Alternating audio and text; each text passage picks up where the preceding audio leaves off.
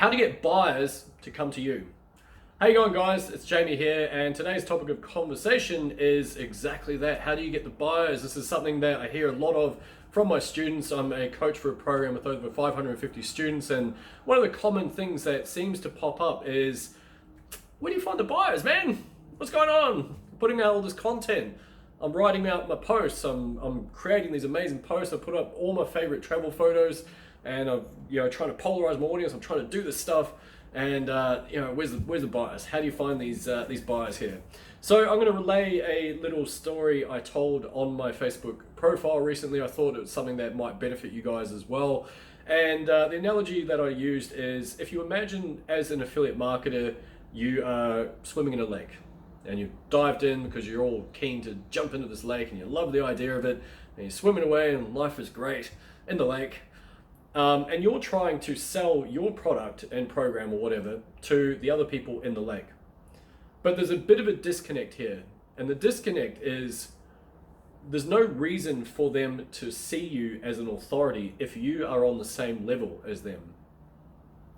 Now, this concept is something that might be a little bit tricky to understand at first, especially if you have a few limiting beliefs about your results or perhaps lack thereof. But bear with me here, I'm going to go through a few things that are going to help you out.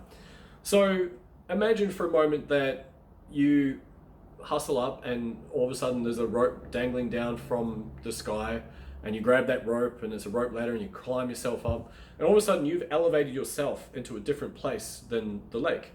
So because of that elevation, it means that you have authority, it means that you have credibility. And so when you're trying to make offers to your audience, guess what happens? They look up to you because you've got the results. So that in itself is something that hopefully you guys understand the concept of. You need to climb yourself out of that lake in order to be able to offer the rope back down to the people in the lake. Because if you stay at that level, there's not going to be a differentiator. There's not going to be anything there that's going to make them go, you know what? That person knows what they're talking about. I want to buy their stuff. And that's the issue that a lot of people face. So they learn all the sales stuff, they learn all the marketing stuff, things like that, but they just don't have that ability to position themselves in a way that people want to work with them. Now, if you're sitting there thinking, well, Jamie, sounds great, but I don't have any bloody results, man. Look, I get it. Okay, I completely understand. No one starts with results. That's the thing to bear in mind. Like you get results through hard work, dedication, consistency, learning the fundamentals of sales, marketing, offer creation, all that sort of stuff. And then when you do start getting those results, you start displaying them in a very specific way. You start talking about them, how, for example, I've had $5,000 days online. You start talking about how you're a coach for a program for 550 students. Start talking about the individuals that you've helped along the way, all that sort of thing. And what that does is help to elevate your status as you're going through this process. That's the thing, right? So if you're brand new, you don't have the results, I completely get that. So here's something that might help you out with that as well.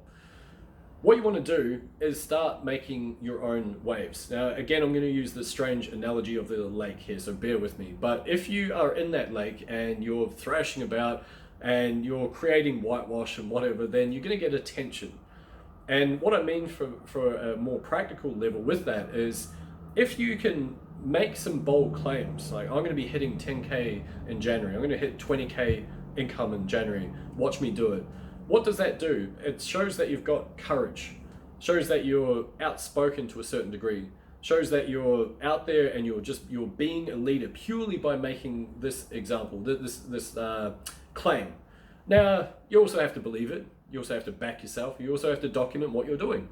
But that is just one way to illustrate how you can start defining yourself slightly different from the majority, and how purely, even if you don't have those results, doesn't matter, forget all that, purely from going through this process, you will start to garner that attention from your peers.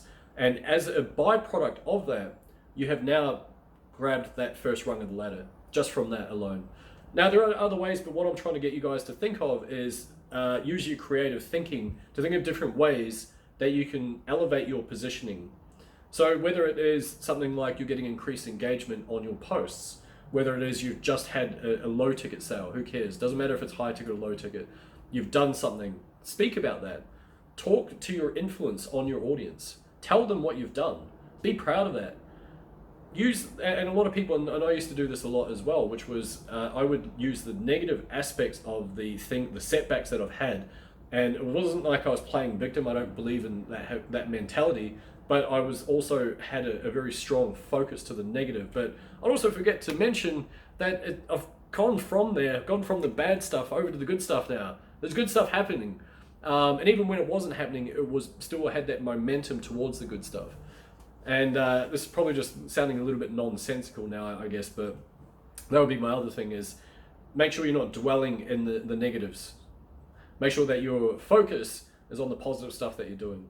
So what are you effectively doing? So if I start talking to you guys about, the fact that I used to run my own agency, built that up to 6 figures before transitioning into affiliate marketing. I've run ads across pretty much every network for years.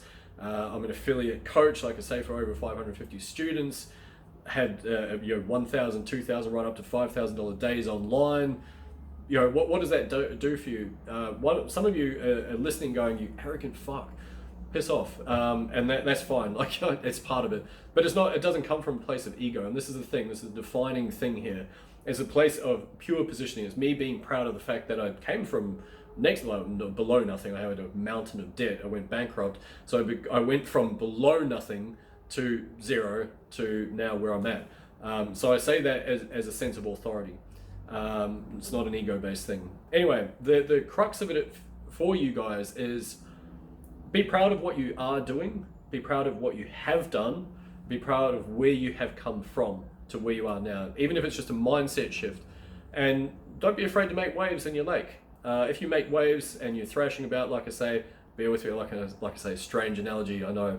But if you're doing that, you're going to get attention. If you get attention, that's a currency.